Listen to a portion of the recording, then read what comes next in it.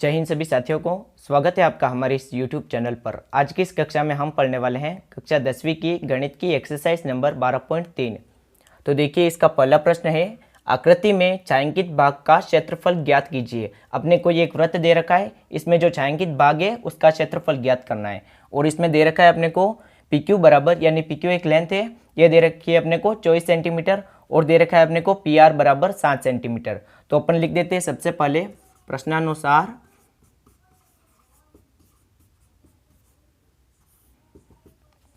PQ बराबर 24 centimetre, और क्या दे रखा है PR बराबर 7 सेंटीमीटर, और अपने को दे रखा है O वृत्त का केंद्र है। और देखिए, ये एक अर्धवृत्त है, और अर्धवृत्त में बना कोण कितने डिग्री का होता है? 90 डिग्री का। तो अपन लिख देंगे कोण RPQ बराबर 90 डिग्री। तो देखिए, अब इसका क्षेत्रफल ज्ञात करना है, तो अपन क्या करेंगे, सबसे पहले ये अर्धवृत्त है, अर्धवृत्त का क्षेत्रफल ज्ञात कर लेंगे। उसमें से ये एक समकोण त्रिभुज है, इसका क्षेत्रफल घटा देंगे तो अपने आ जाएगा इस छायांकित भाग का क्षेत्रफल। लेकिन अर्धवृत्त का क्षेत्रफल ज्ञात करने के लिए अपने को सबसे पहले त्रिज्या की आवश्यकता होगी। तो त्रिज्या कितनी होगी? ये वाली त्रिज्या है। तो अपने सबसे पहले अपन क्या करते हैं, समकोण त्रिभुज की सहायता से अपन ये कर्ण की वैल्यू ज्ञात कर लेते हैं, और कर्ण का आधा हो जाएगा अपने त्रिज्या। तो देखिए, मैं यहाँ पर लिखता हूँ त्रिभुज RPQ लेने पर, यानी ये एक समकोण त्रिभुज है। तो यानी समकोण त्रिभुज में कौन सी प्रमेय लगती है? पाइथागोरस प्रमेय। और पाइथागोरस प्रमेय के अनुसार आधार का स्क्वायर प्लस लंब का स्क्वायर बराबर किसके होता है? कर्ण के स्क्वायर के। तो आ जाएगा अपने RQ का स्क्वायर बराबर, आधार कितना है? ये आधार है, तो आधार हो जाएगा 24। तो यानी कर देंगे 24 का स्क्वायर प्लस PR कितना है? लंब 7, यानी 7 का स्क्वायर। 24 का स्क्वायर हो जाएगा 576 प्लस 7 का स्क्वायर आ जाएगा 49। इन दोनों को ऐड करेंगे तो ये आ जाएगा अपने 625, यानी RQ स्क्वायर बराबर आया 625। तो RQ कितना आ जाएगा? 25 आ जाएगा, अंडर रूट 625 आएगा, और 625 को करेंगे तो ये आएगा 25। तो RQ की लेंथ आ गई अपने 25। RQ क्या है? व्यास है, तो व्यास बराबर आया कितना? 25। तो त्रिज्या कितनी हो जाएगी? अतः त्रिज्या बराबर आ जाएगा अपने 25/2। अब त्रिज्या आ गई तो अपन सबसे पहले अर्धवृत्त का क्षेत्रफल ज्ञात कर लेंगे, उसके बाद इस समकोण त्रिभुज का क्षेत्रफल ज्ञात कर लेंगे, तो अपने आ जाएगा इस छायांकित भाग का क्षेत्रफल। तो इसको मैं एक बार मिटा देता हूं। तो देखिए, अब अपन लिखते हैं अर्धवृत्त का क्षेत्रफल। अर्धवृत्त का क्षेत्रफल कितना होता है? पूरे वृत्त का होता है पाई आर स्क्वायर, तो अर्धवृत्त का हो जाएगा 1/2 इंटू पाई आर स्क्वायर।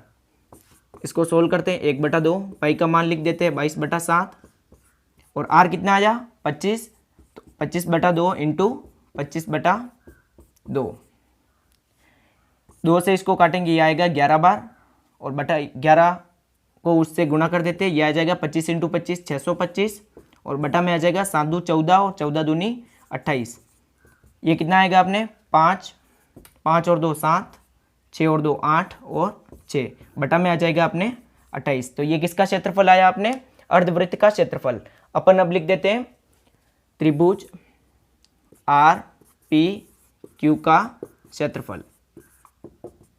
इसका क्षेत्रफल हो जाएगा, समकोण त्रिभुज का क्षेत्रफल क्या होता है? 1/2 इंटू आधार इंटू ऊंचाई। तो आधार कितनी है अपने? 24, और ऊंचाई है 7। इसको सोल्व करते हैं, 2 के पाड़े से इसको काटेंगे, ये आएगा 12। तो समकोण त्रिभुज का क्षेत्रफल आ जाएगा 12 इंटू 7, यह आ जाएगा अपने 84 वर्ग सेमी। अब हम छायांकित भाग का क्षेत्रफल ज्ञात कर लेते हैं। देखिए, अब लिखते हैं अपन, अतः छायांकित भाग का क्षेत्रफल, यह आएगा अपने अर्धवृत्त का क्षेत्रफल। अर्धवृत्त के क्षेत्रफल में से क्या करेंगे? समकोण त्रिभुज RP क्यू का क्षेत्रफल। अर्धवृत्त के क्षेत्रफल में से समकोण त्रिभुज का क्षेत्रफल घटा देंगे तो आ जाएगा अपने छायांकित भाग का क्षेत्रफल। अर्धवृत्त का क्षेत्रफल कितना आया 68 75 बटा 28 माइनस समकोण त्रिभुज का क्षेत्रफल कितना आया 84। तो इसको अपन सोल्व कर लेते हैं। ये लघुत्तम आ जाएगा 28, ऊपर आएगा 68 75 माइनस करेंगे 84 इंटू 28। अब हम 84 और 28 को गुणा कर लेते हैं। ये आ जाएगा अपने 23 52। तो 68 75 में से 23 52 को घटा देंगे तो आ जाएगा अपने उत्तर। में से 2 गया तो ये आएगा 3, 7 में से 5 जाएगा ये आएगा 2, 8 में से 3 गया तो 5 और 6 में से 2 गया तो 4 अपॉन में 28 वर्ग सेमी। देखिए इसको एक बार समरी रूप में देख लेते हैं। अपने को क्या दे रखा है छायांकित भाग का क्षेत्रफल ज्ञात करना है। तो अपने सबसे पहले हमने क्या किया एक वृत्त ले लिया, उसमें ये अर्धवृत्त है इसका क्षेत्रफल ज्ञात कर लिया। उसके बाद ये समकोण त्रिभुज है इसका क्षेत्रफल घटा दिया। अर्धवृत्त में से समकोण त्रिभुज का क्षेत्रफल घटा दिया तो अपने आ गया इस छायांकित भाग का क्षेत्रफल। अब अपन चलते हैं दूसरे प्रश्न पर। देखिए अगला प्रश्न है आकृति में छायांकित भाग का क्षेत्रफल ज्ञात कीजिए। अपने को ये दो वृत्त दे रखे हैं, सकेंद्रीय वृत्त है यानी दोनों का केंद्र एक ही है। इसमें जो छायांकित भाग है इसका क्षेत्रफल ज्ञात करना है। और अपने को दे रखा है इस छोटे वाले वृत्त है इसकी त्रिज्या दे रखी है 7 सेंटीमीटर और बड़े वाले की त्रिज्या दे रखी है 14 सेंटीमीटर। तो अपन क्या करेंगे ये एक त्रिज्य खंड है तो सबसे पहले अपन इस बड़े वाला जो वृत्त है इसका जो त्रिज्य खंड बन रहा है उसका क्षेत्रफल ज्ञात कर लेंगे। उसके बाद अपन इस जो छोटा वाला वृत्त है इसके त्रिज्य खंड के क्षेत्रफल को अपन घटा देंगे तो क्या आ जाएगा अपने छायांकित भाग का क्षेत्रफल आ जाएगा। तो अपन सबसे पहले लिख देते हैं प्रश्नानुसार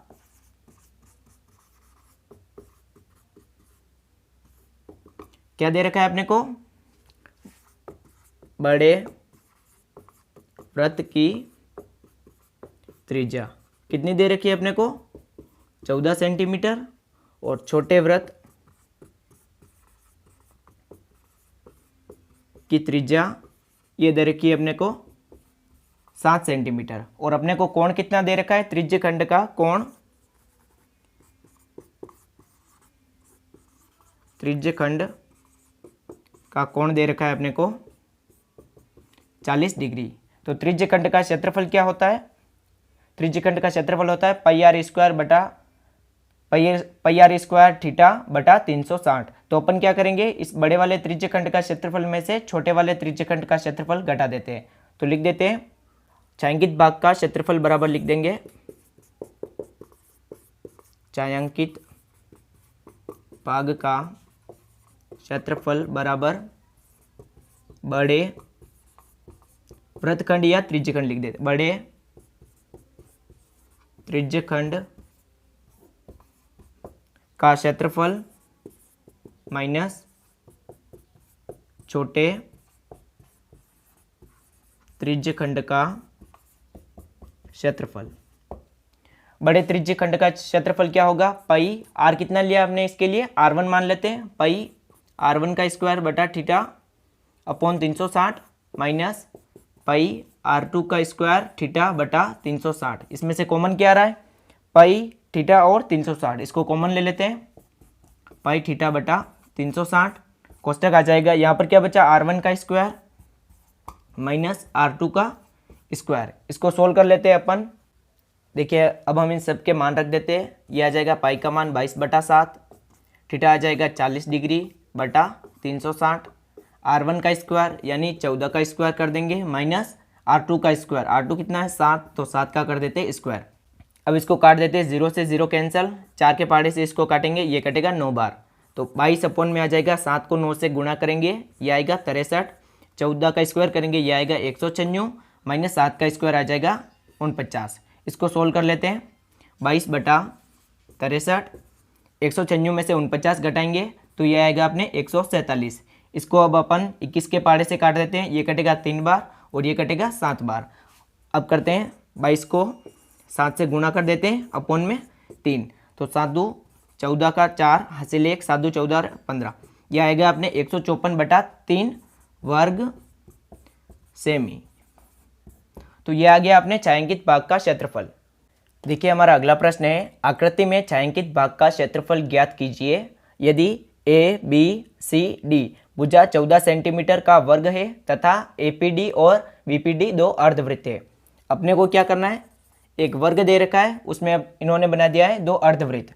तो अपन क्या करेंगे, सबसे पहले इस वर्ग का क्षेत्रफल निकाल देंगे, उसमें से इन दोनों अर्धवृत्त का क्षेत्रफल माइनस कर देंगे, तो आ जाएगा अपने छायांकित भाग का क्षेत्रफल। तो देखिए लिखते हैं, प्रश्नानुसार अपने को क्या दे रखा है, ए बी सी डी भुजा 14 सेंटीमीटर का वर्ग है और अपने को दे रखा है ए पी डी व बी पी डी दो अर्धवृत्त है।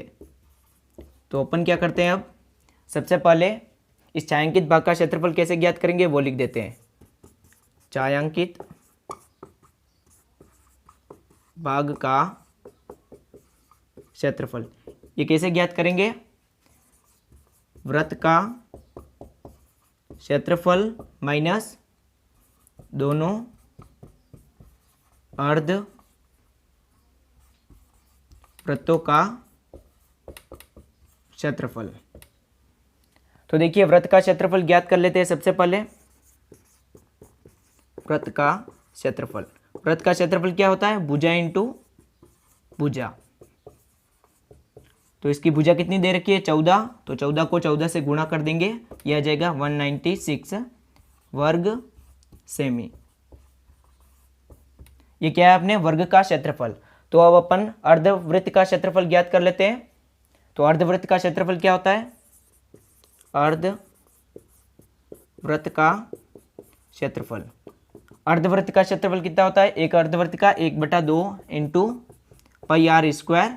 और अपने कितने अर्धवृत्त है, दो अर्धवृत्त है, तो अपन दोनों अर्धवृत्तों का साथ ही कर लेते हैं, तो दो से गुणा कर देते हैं। एक अर्धवृत्त का 1/2 इंटू पाई आर स्क्वायर, तो 2 का कितना होगा, 2 से गुणा कर देते हैं। तो देखिए यहाँ से पाई से ये 2 से 2 कैंसिल हो जाएगा, ये आ जाएगा अपने पाई आर स्क्वायर। और पाई का मान कितना है, 22/7। और आर कितना है अपने, देखिए ये पूरा 14 सेंटीमीटर है, तो आधा कितना हो जाएगा, इसकी त्रिज्या आ जाएगी 7 आ जाएगी, ये भी 7 और वो भी 7, तो 7 आ गया। आर का मान लिख देते हैं 7 × 7। यहाँ पर अब 7 से 7 कैंसिल हो जाएगा, 22 को 7 से गुणा करेंगे, ये आएगा 154 वर्ग सेमी। अब इस वर्ग के क्षेत्रफल में से अपन इसका क्षेत्रफल घटा देंगे, तो आ जाएगा अपने छायांकित भाग का क्षेत्रफल। तो वर्ग का क्षेत्रफल कितना आया, 196, और दोनों अर्धवृत्तों का क्षेत्रफल आया है 154। तो 196 में से 154 घटाएंगे, यह आ जाएगा अपने 42 वर्ग सेमी।